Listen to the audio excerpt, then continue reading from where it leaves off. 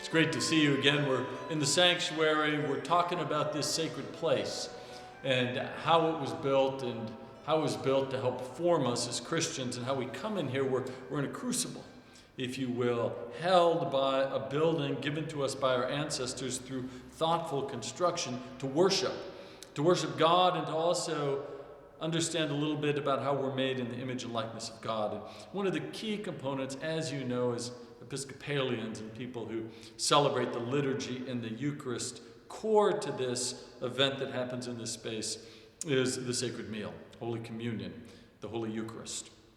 And there is a community that has formed and evolved over time to give care to this particular part of the service where we say thank you to God.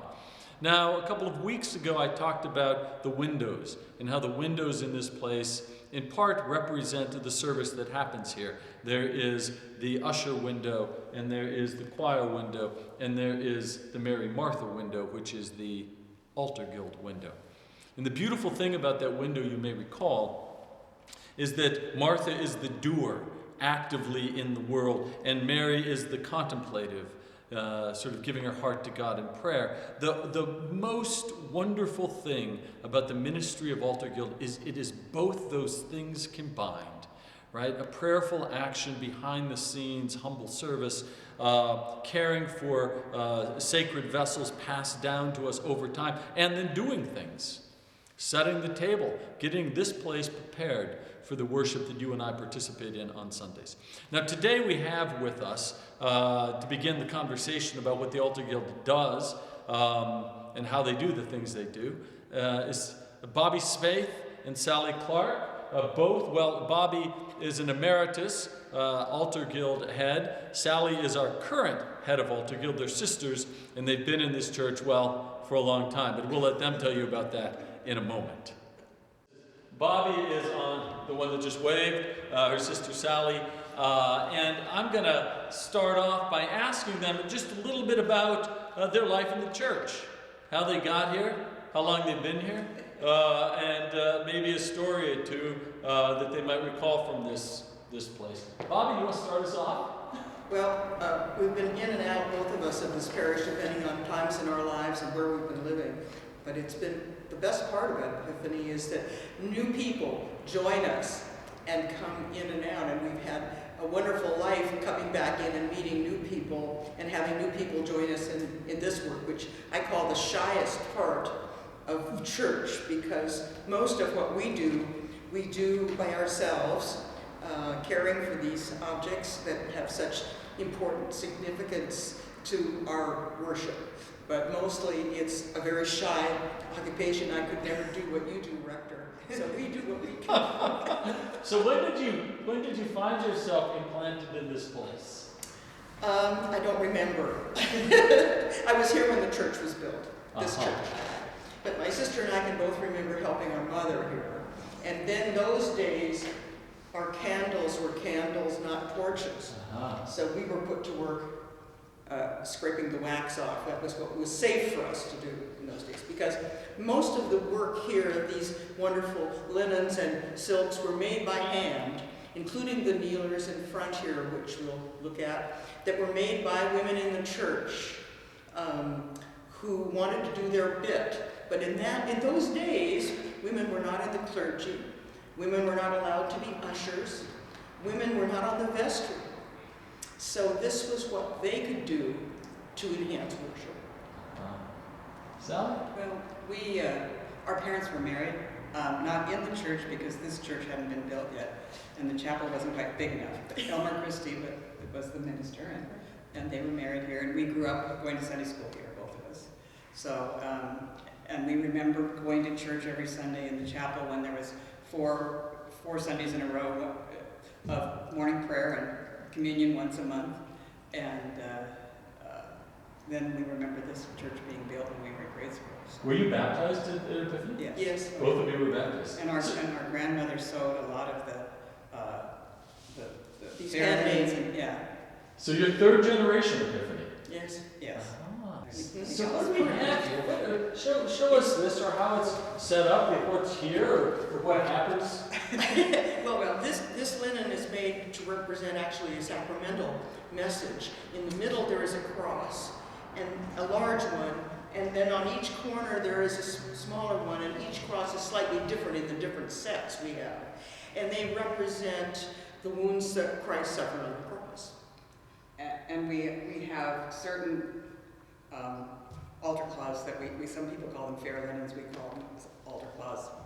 The same thing. But anyway, we have some that we use especially for certain seasons. There's one we use at Easter. It's very fine. If we used it every day, I think it wouldn't still be here. And we have another one that we use in the Christmas season that we only use then. But we're very blessed. Some churches don't have the richness of linens and silver that we have here because we've been here a long time, and we've been blessed by people donating both silver and also linens that maybe they didn't make themselves, but we were able to buy them or have other altar crafts make them because of the donations of parishioners who wanted to. So we're quite blessed. So is there a practical application for the crosses as well, Bobby? Yes. It helps us line up the center, so you know where your chalice is going to be rendered when you're preparing to celebrate communion. And we know how long each side should be, because it's very specific, actually, that the cloth should hang over the side of the altar, believe it or not. It represents the shroud that Christ was wrapped in after he was taken down from the cross, and so I mean, there are a lot of, but it's practical too. It helps us make it not look lopsided. But you might guess that ironing one of these and washing one of these is not easy. And there's many people, even altar guild members, who don't have a place in their home where they could do this. So there's a few of us who do these at home, but it's the laundering, difficult. Ironing. We don't send these out. We do them ourselves. So what happens when your rector spills wine on one of these? We don't like it at all. We do not.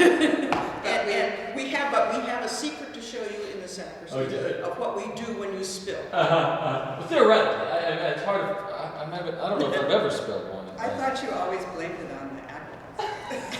That's what acolytes are for. It's one of those services. We do what we must. Luckily, wine comes out of these linen altar cloths with boiling water. Fairly easily, without having to use harsh chemicals or anything like that. So this altar is representative of the sarcophagus. Yes, indeed. Which is why the shroud symbolism makes sense.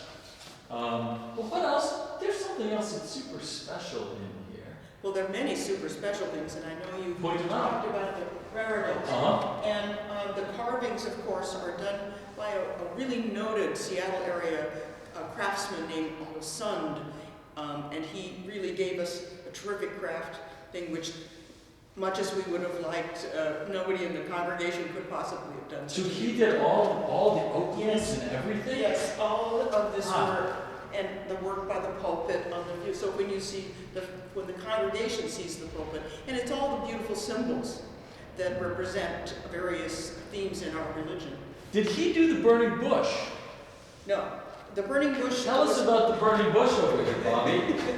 Now that we're over here, tell us about this. What's so special about it? Well, this is an Ombre, is its official clerical name or sacramental name, and it's a cupboard built into the building itself, which holds what we call the reserve sacrament. This is blessed wine and wafers. So if someone is ill and you're taking communion to them, or you need to conduct a service somewhere outside the church, or whoops, in the middle of the church, armies have arrived and you need extra, more than has been supplied by the altar guild, you can rush over here. And this is a relatively, for the age of the church, a new tool, because it wasn't built here originally. But when our mother died, and she happened to have been an altar guild person, and the rector at the time always wanted one of these, and was very fortunate that she had a lot of friends. And so it was installed in the early 1970s. In honor of your mother. Yeah. That is a beautiful thing. And the lamp here, as I think you mentioned earlier, Rector, is a symbol that the blessed sacraments are safely inside here. And Yes. I think the only time it is ever dark, intentionally, in dark would be on Good Friday, Maundy Thursday night. When we blow out the candle. Correct. Yeah. Yeah. We've just seen the Ombre, which is something we're not as familiar with, sitting in the congregation, and the fair linen, which we see but maybe can't appreciate the complexity and beauty of its construct. But we do see the candles from the back. Bobby, tell us something about the candles. Well, these were given to the church many, many years ago, and the 6 in the middle are always lit for services. But if you celebrate Holy Communion as well as the rest of the service, these 2 on the end, the large candles, are always lit for those services only. And then we have the 2 candles on either side that are processed, that come up with the procession. And once upon a time they were wax candles, and they were really a challenge for altar guild people trying to take care of them. But we've converted to a torch, which is much easier for us to care for. And it's lit usually, thank goodness, by an acolyte who's a lot taller than I am. And that is the symbol that we're ready to have the service begin. So the torch it means you actually fill these with oil, correct? Yes, we do. But we don't do it anymore. We don't. We've offshored that particular task to our consultants who vest in the vestry upstairs, where things that you wear are hung. No. Yes, we visited there, as you know. Yeah. So what we're going to do now is I'm going to come back behind the altar, and we're going to look at what all of this is about, and Bobby and Sally will walk me through that. So now we're back behind the altar with Sally and Bobby, and thanks be to God for the vaccine, which they've had now, so they can be here with me in this space. And this is an important part of how the Altar Guild prepares and cares for the Eucharist in these fine vessels. So every Sunday when I arrive, the table's been set like this by the Altar Guild. Now I'm going to deconstruct what they've done, as I would do to prepare for the Eucharist during a service. And then we're going to go back into the Altar Guild room, the sacristy it's called, and talk about how this is all sort of put together and where all of these things are stored. Yep. How's that? So the first thing I do is I'll take this off. Now, what is this called, Bobby? It's called the burse. This is the burse. And it's like a purse, and it contains the corporal, which is like a tablecloth for the actual preparation and serving of the Holy Meal.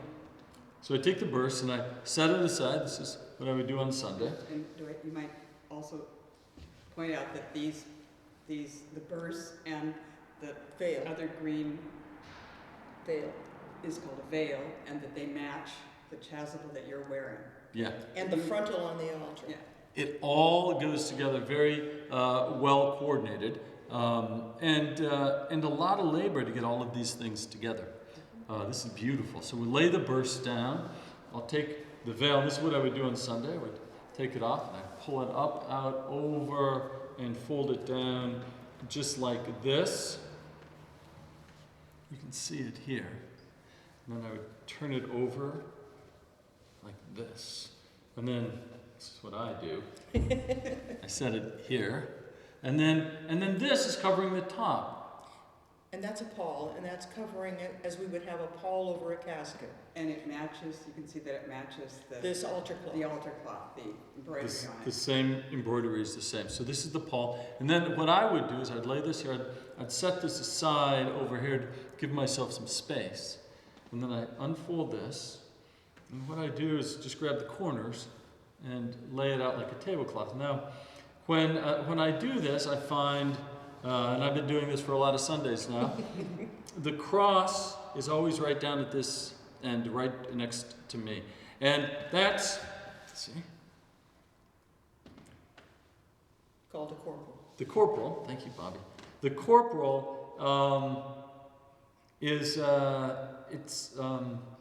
it's amazing to me that every Sunday when I do the Eucharist, whether I do it once or 4 times on a Sunday, it always just sort of comes out like this. There's a symmetry and a beauty in how everything is organized. Then I bring the chalice back.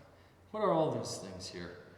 This is the That's the chalice, And then on top, and that is called the paten, and that's like a plate, and that's called a purificator in your hand. This is the purificator. And we are very fortunate that those get a lot of work, and they get a lot of use. And so we now are able to purchase those because they don't have to be custom made to our specific things here. we also have people that have made them Yes. recently, lots of them. Oh, really? Yes. Sandra's made some and other people have made them. So we use this during the service to wipe the ridge of the cup after people have had the wine. And is it true that when the wine gets on the cross right there, it's more difficult to get out? No. Oh, I've always lived under that assumption, trying to be very careful, which is why they don't let me serve the wine. They just let me serve the bread. So we lay out the table like this, and then I would remove this over to the side. And then one of your servers would Take it, take it away and put it over here on the priest's table, Exactly. which would have extra supplies here and would bring you the wine and the additional wafers for the congregation. And then we move over this, Yes. the altar book, and we're all set. So that's how the table is set up. Now we'll go back into the sacristy to look at how all of this stuff is constructed and where all of this is kept. Is there anything else that we should know while we're out here? Well, one thing about the corporal, Uh-huh. which is the small little tablecloth that's underneath the chalice and the paten, is that it's there in case there are little spills or there are little crumbs or anything else That you have blessed. that you can Mhm. capture in there and they don't end up on the floor or somewhere else. Because we wash away, the residue from blessed elements, and we do that in a very special way, in a special little sink in the sacristy called the piscina, which we can show you. Good, we'll see that. Is there anything you'd like to say about what it's like to volunteer? When do you volunteer as an altar guild person? What's the training like? What's the commitment like?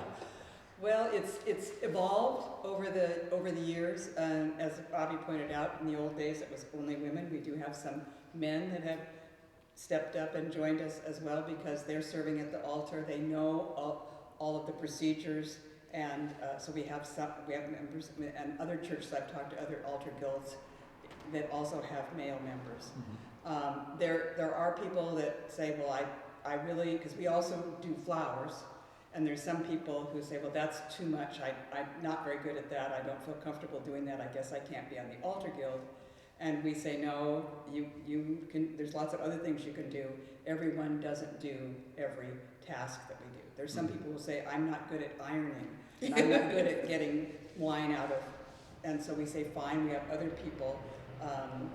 One of the men that is now on the altar guild, I said, well, are you okay with ironing? And he said, no, not at all. And we had 3 or 4 people who said, I'll do all of John's ironing for him.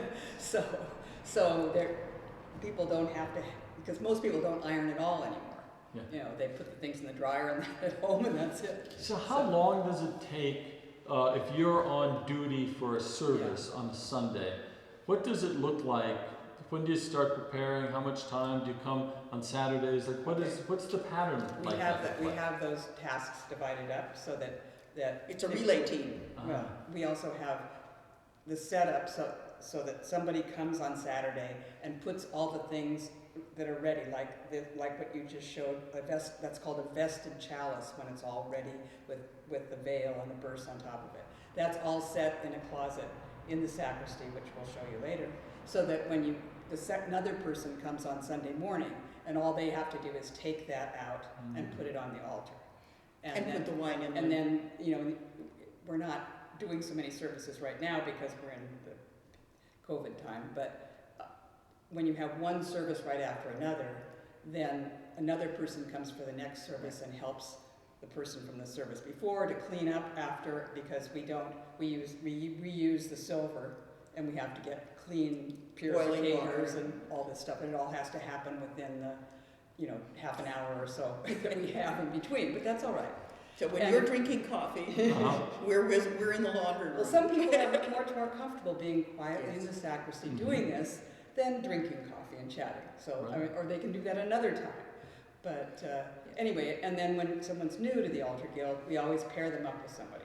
Right. So they're never on their own to begin with. Yes, And, we don't like nervous people. We want to make sure they're comfortable before they're on their own. And we also have a checklist that we follow. Oh, yes. So that if you can't remember all the steps for how to fold everything, and you're not sure what the name of all these funny names that all these linens and silver pieces have, we have pictures and we have a checklist to help you go step by step and make sure you didn't forget anything. And if you do forget something, it's okay. It is okay. It's okay. It is okay. So I'd like to go see that checklist and those photos, but before we do, the last thing I'm curious about are your pins. Show us your pins. Forget about it. A rector, long forgotten perhaps, decided that he wanted altar guild members to be identifiable, which some of us are quite shy about that. So it was a big deal to decide to actually instigate that. So it's up to the rector, really. So your pin is different than Sally's. Yes. Well, these are the old pins. I have one of these too, but Uh-huh. these have the Episcopal. I don't know, where is mine? The Episcopal, It's the The shield. flag. It's the shield, flag. yes. And the other ones are just a standard altar guild that could be for other denominations. Uh-huh. So I don't think they had these in the old days that were this way, but we were able to get these for the altar guild this time. And anybody who had lost theirs or didn't ever get one, you don't have to do anything special to get one. You just have to be an altar guild member. That is great. Well, let's move into the sacristy. So now we've come into the sacristy. It's the altar guild room and beautiful windows behind me, and we see set here some of the deconstructed pieces of the veiled chalice that you saw me just a moment ago out at the altar take apart. So we're in here, and Sally is going to show us how this is all sort of put together prior to going out onto the altar. Sally? Okay, so I start with the chalice, which I have gotten out of the closet here. I turn it around and I put a purificator over the top. Bobby, you'll correct me if I do this wrong. Why do you turn it around? Show us. Because Because the I cross is, want to have the cross. is in the middle, Uh-huh, the cross is in the middle. And, and it's folded in threes: Father, Son, and Holy Ghost. Right? ooh, didn't know that. Okay, this one doesn't matter. And this one matches. We have a number of these patens, a number of chalices, and it has this cross on the bottom, and it matches the cross on here, so we know these two go together. So then we do this, and we always use this one with the blue. We don't think these are real, by the way. So they're decoration, so they're not like emeralds or anything. I mean sapphires or anything like that. We were hoping, but they aren't. And then we put the host on the top. And we put the pall on top of that, and it matches the altar cloth on the altar. And then we normally would put this. But to carry it out there, we keep it folded. Thank you, sister. So I've already done this, but I'm going to show again how I do this. So there's a way this has to be folded so it turns out the way Dwight likes it, which is the cross next to him. And it's also inside out so that when you open it up, the nice side is on top. And if we forget how to do this, or we panic and we think we've done it 100 times and still aren't sure, we have a drawing over on the wall over there that we can refer to, just in case we are worried about it. So we fold that up and we put it in here. We open this up like this. We put it in so that, and if you think you might have accidentally turned it around, you open it up again like I do and look and make sure the cross is there. So that when Dwight opens it up or Ruth Ann opens it up, they'll see it. Okay. And then normally what we don't put it over the top because it has to go in the closet over here and stay there until it's ready to be used. So we put them on top like that. And when it's taken out to the altar, it's then arranged. So now we've seen how this is put together. What we're going to do next time is we're really going to wander into all of the little nooks and crannies in this room to talk about how things are stored and where they come from and the organization.